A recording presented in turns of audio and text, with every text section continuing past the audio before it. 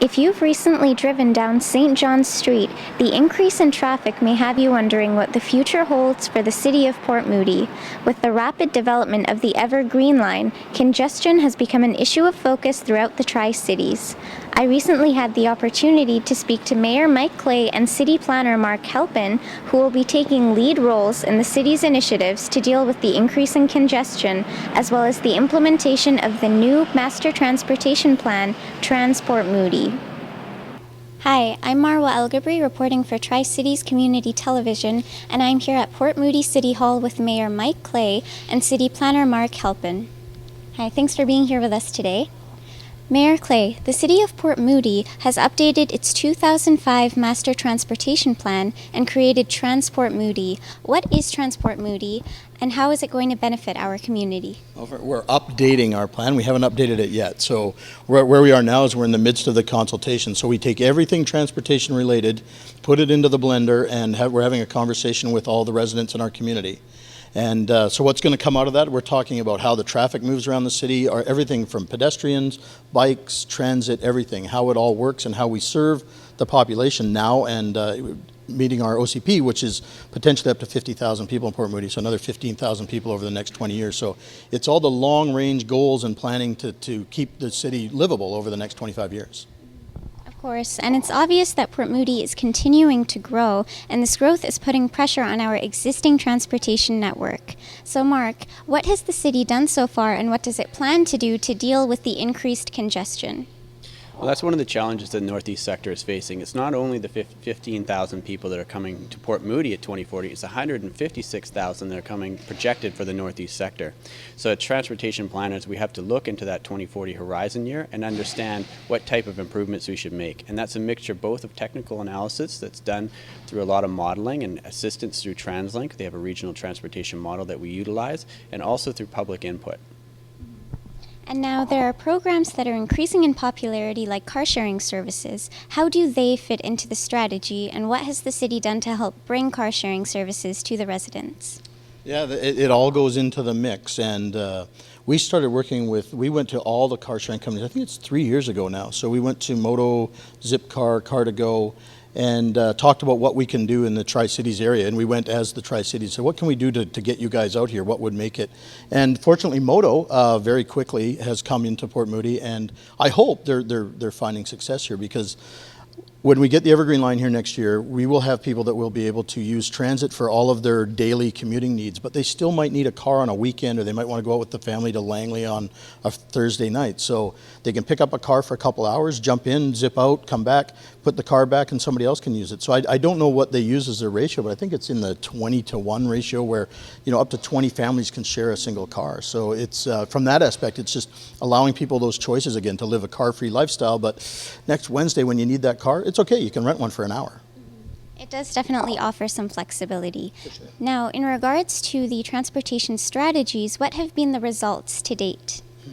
Well, I don't think we're at the stage where we're looking at what the results are. It's a public engagement plan that we're undertaking right now, and we're in phase 3 of 5 of developing the plan.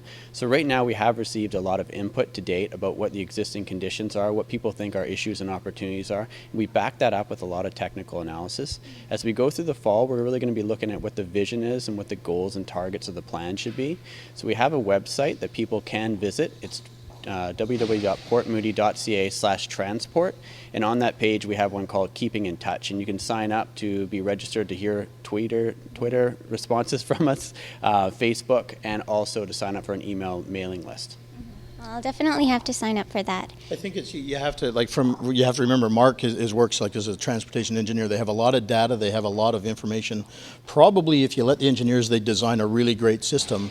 But what we're working on now is the public input. Does the public even agree that these are the things that we should be doing or that are working for us? Because they need to know and they need to agree. So sometimes the engineering solution isn't what the population wants. So, and we've seen that in areas like with Vancouver, where they had viaducts and now they want to get rid of viaducts and stuff. So we want to make sure our long-term plans include what the people want to see in the city. And sometimes it might not even be the best solution, but if that's what we want as a city, then that's what we're going to do.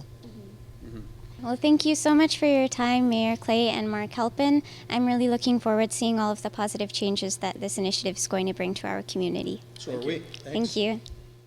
One of the city's initiatives is an effort to bring car-sharing services to residents. The City of Port Moody has recently partnered with Modo, a two-way car-sharing service operating here in the Tri-Cities. I'm here with Selena McLaughlin, Director of Marketing, and Sylvan Soler, Business and Development Manager at Modo, Tri-Cities' only car-sharing operator. Thanks for being here with us today. So, Selena, car-sharing services have grown in popularity over past years, with Vancouver having one of the largest car-sharing fleets worldwide. Could you briefly explain to us what car-sharing is? Car sharing is like having a car without having all of the hassles of actually owning one. So a car share provider could be Modo.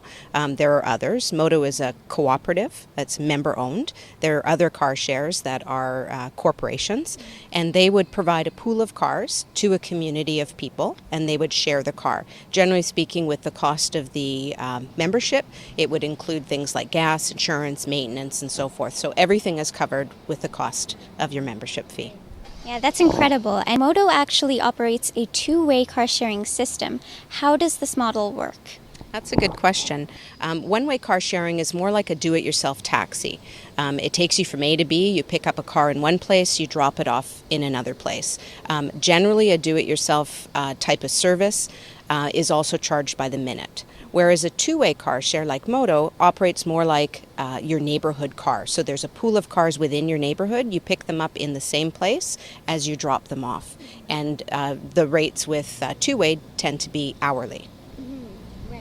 Now, research actually suggests that between 9 and 13 privately owned vehicles are removed from our roads for every two-way car share vehicle added to a community. Why is this important? It's important for a lot of reasons. It reduces traffic, it reduces congestion, with that a lot of emissions and pollution that come from the cars. So just simply removing a whole bunch of cars and replacing them with much fewer cars that more people can drive makes a lot of sense for the environment. Could you also tell us a bit about the social advantages of car sharing? Sure.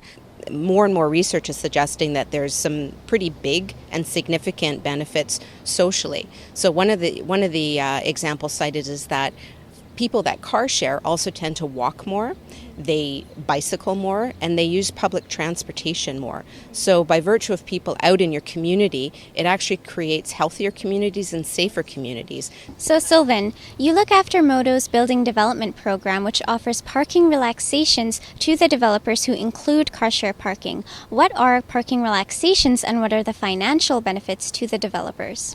So parking relaxations allow developers to build less parking stalls than initially required by the municipality. It's a significant money that can be saved. Do residents and prospective condo buyers see car sharing in their building as a benefit? We have to keep in mind that in BC, the yearly average cost to own and drive a car is more than $9,000. So when people decide to get rid of their car or second car and use a two-way car share instead, they can make huge savings. Now, Selena, do you see car sharing services expanding further here in the Lower Mainland? Absolutely. I think there's a lot of potential. I think we've only just scratched the surface.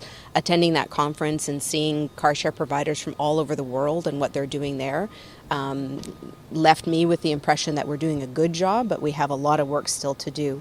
I think in particular there's a lot of opportunity in the suburbs, in areas like the Tri-Cities, where transit is expanding. So as soon as the Evergreen line comes in, there's going to be even more options for getting people around and moving around, and that's really where car sharing actually works best, is when you have more dense areas where people have access and choice, whether they want to take a car share, take a SkyTrain, take a bus, and all the systems work seamlessly together.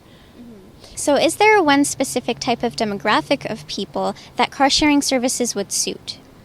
I wouldn't say that there's one specific. I'd say there's multiple. There's uses for different types of demographics. For example, in dense urban centers like downtown Vancouver, where it's easier perhaps to get around, and in particular get around by foot, you might see more people car sharing there and giving up their car entirely. Whereas in the suburbs, you do see that, but it's more likely, for example, where I live up on Heritage Mountain, if you're a family of 4 and you have 2 kids, it's unlikely that you're going to walk a kilometer down to City Hall and pick up the car, if that's your only car. However, it's an excellent opportunity to get rid of a second car. Save that money, put it towards your mortgage, put it towards your kids' education, use it to shop locally. Like, there's a lot of things you can do, and you can easily get by without a second car. There's also an opportunity for a lot of people, I think, in the Tri-Cities when a third car is needed. There are a lot of families that have adult children. As long as you have you're 19 and you have your N, you can be driving with Modo as well.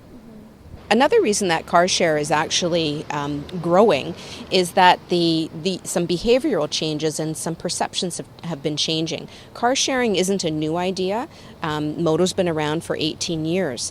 I could probably say that originally a lot of people attracted to car sharing were motivated by their values. They were, trying to do something good for the environment, or in fact they couldn't own a car. They couldn't afford to own a car. Whereas nowadays it's more of a lifestyle choice. People are choosing to live without a car or choosing to live without a second car, and that's more of a choice. It's driven by pragmatism. It's not necessarily driven by values. The two obviously complement each other really well. For more information on Modo, go to www.modo.coop. To have your input or to keep up to date with the city's transportation plans, visit www.portmoody.ca.